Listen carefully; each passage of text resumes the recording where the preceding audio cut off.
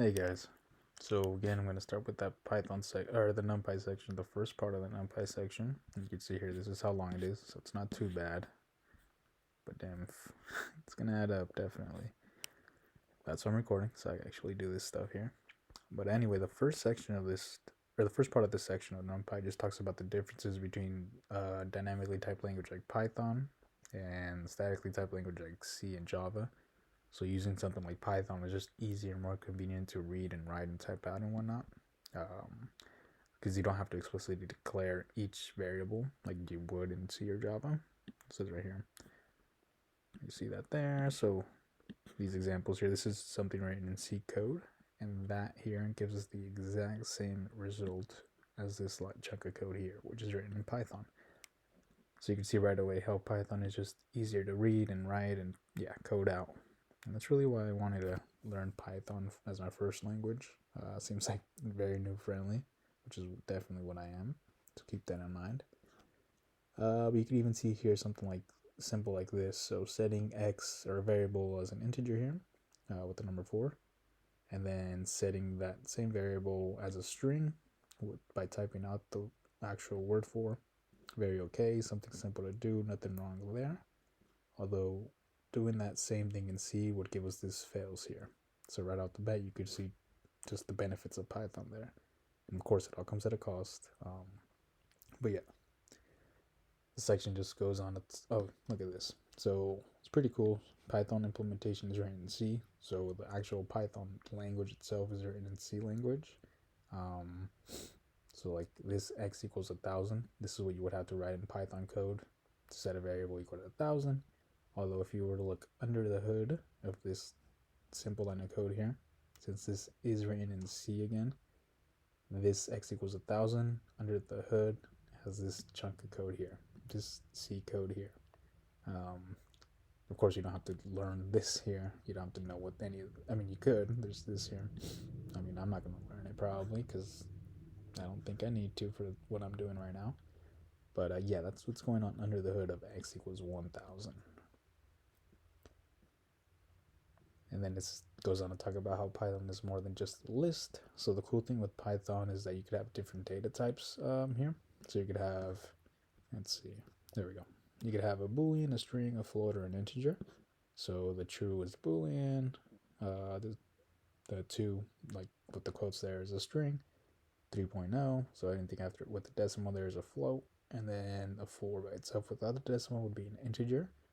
So something like that in Python is totally fine. It's very acceptable, very common to do when making a list in Python.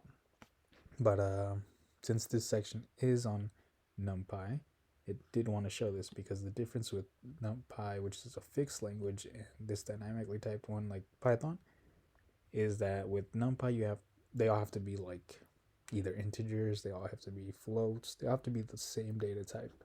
So these 4 values would all have to be either integers or all floats or whatnot. And yeah, that's one of the differences there. So let me actually show you here. So let's import NumPy as np. So doing that allows us to just call np instead of having to type out the actual word NumPy every time we want to use the package. So instead of typing all that out, we just type np and it gives us the same result because we're importing it as np. Anyway, x equals np.array, and I'll go over like that in a sec, but np.array, and then actually put a decimal. I don't know what it's called. And then if we do dtype,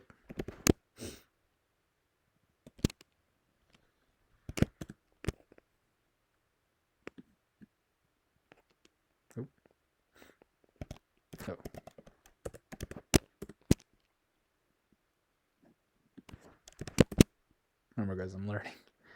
So you're gonna see all this rusty code, all this terrible code of mine. So keep that in mind.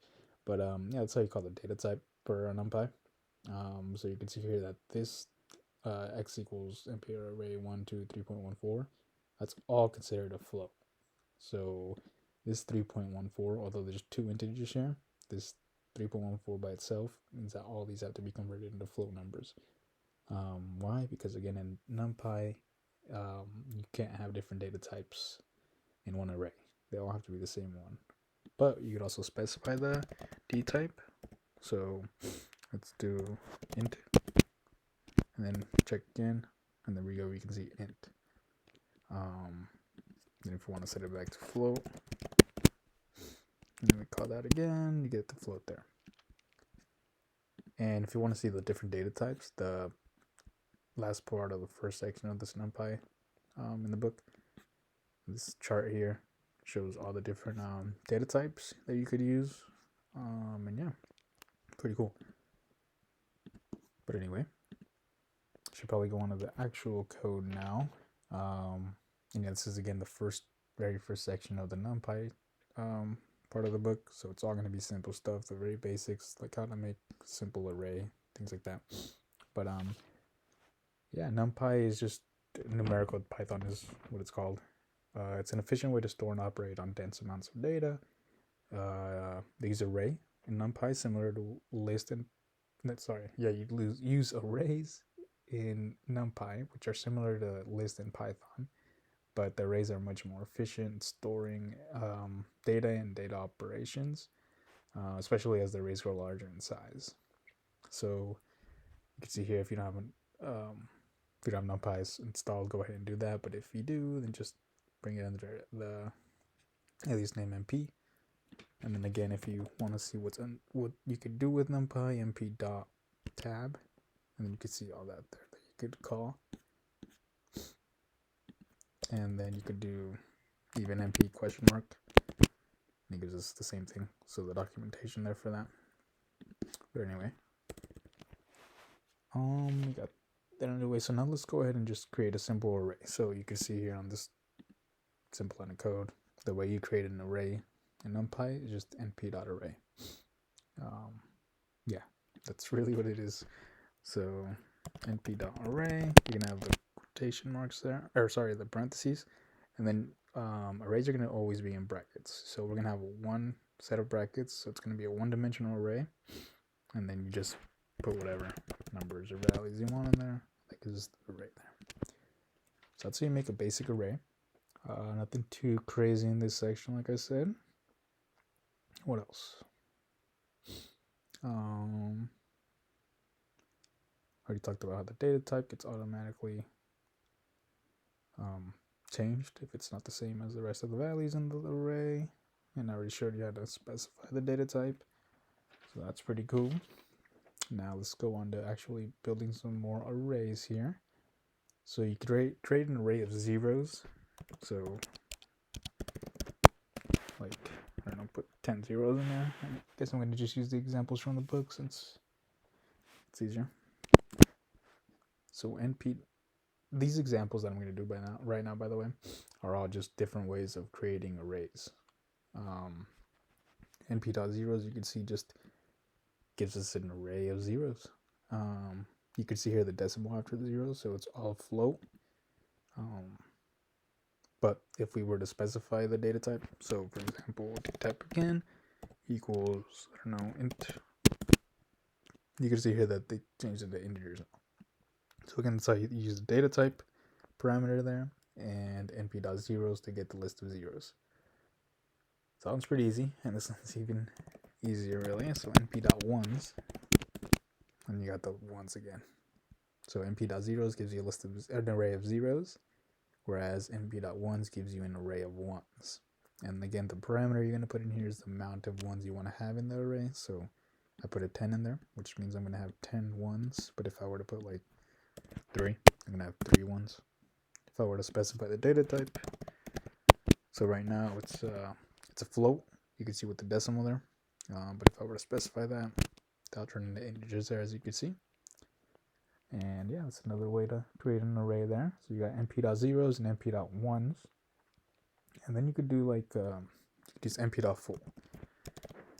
So np.full, let's do I think they got a 3x5. Yeah, they do. So let's do that. And then, oops.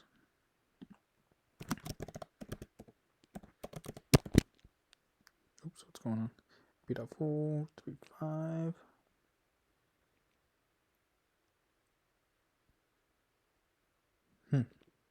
Interesting.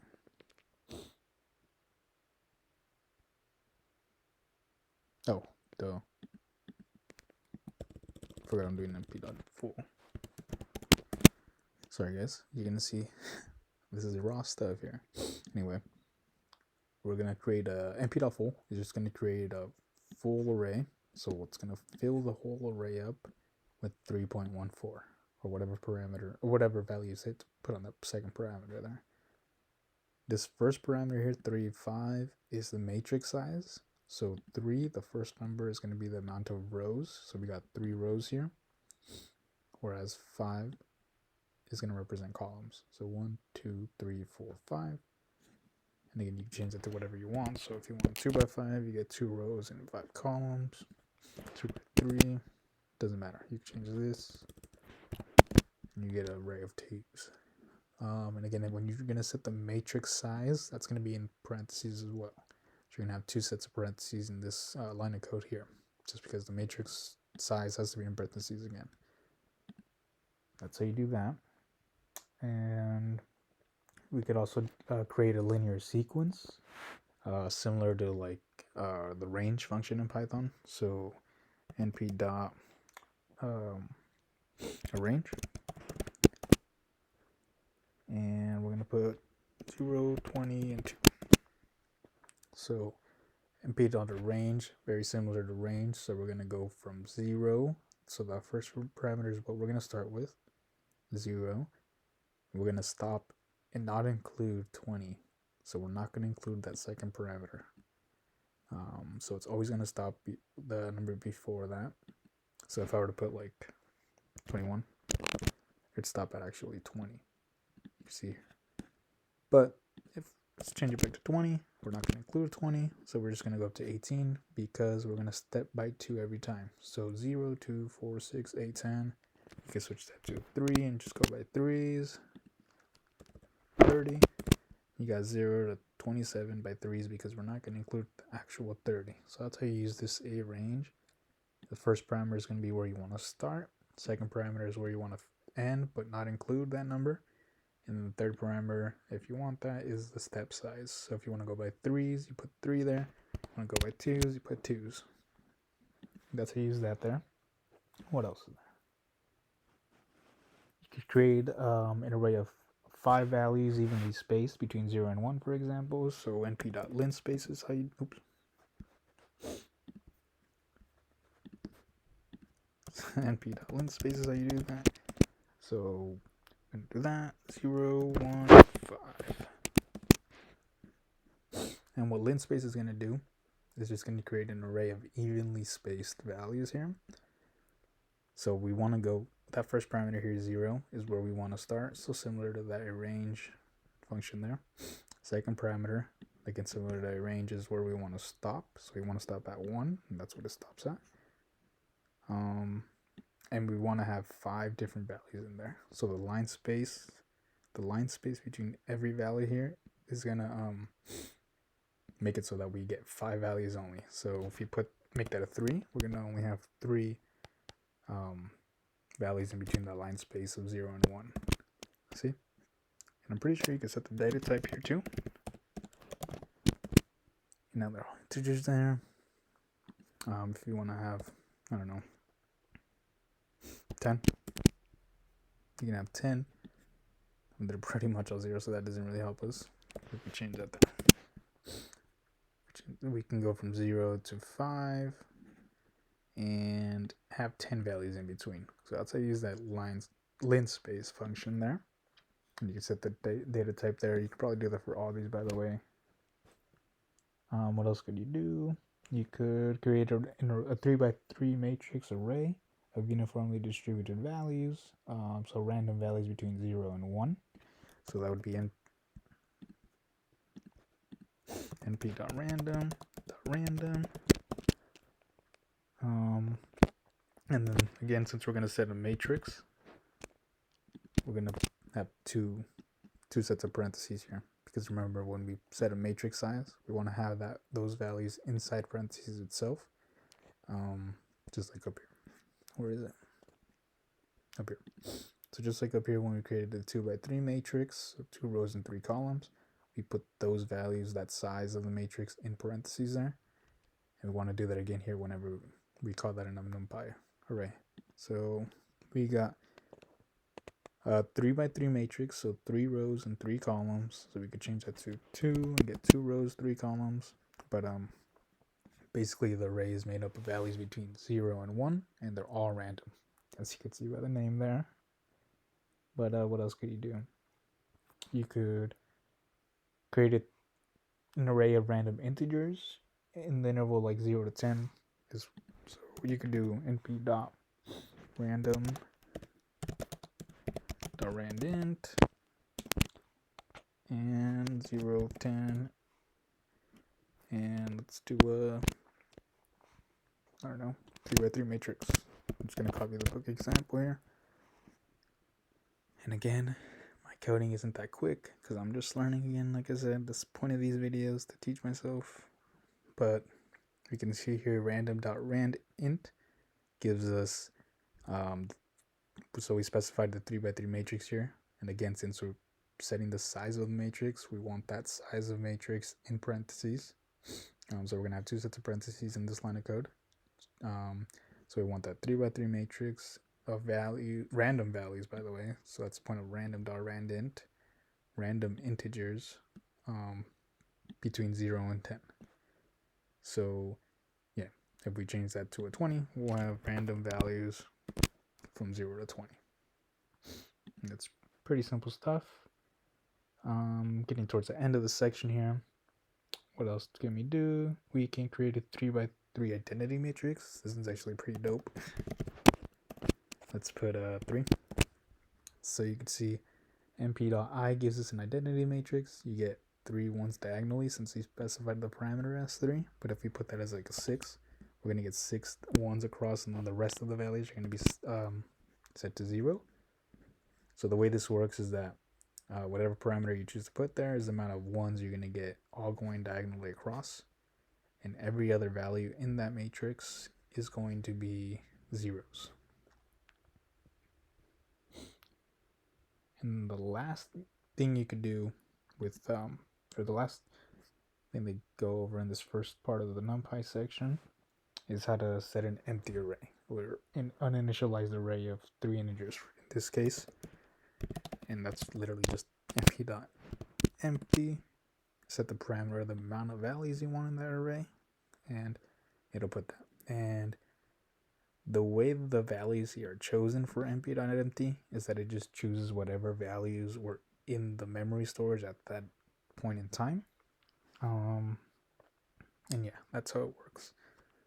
Then if we go back to the section here, we can see that's where we ended off, really. Where is it? Yeah, there it is. So yeah, you can see the values will be whatever happens to already exist in that memory location when you do np.empty. And then really after that, it just touches on, again, the NumPy standard data types. So you see here they do np.zeros, and that creates a list of zeros. The parameter 10 zeros, with the data type of int 16, which is right over here. So it's one of the data types here that you could use. And yeah, they do the same thing here. So np.zeros, you got a list of 10 zeros with the data type np.int16. And then these are all the different data types you could use again. So if you want to take a look at that, go ahead. Yeah, that's pretty much the end of this first section here.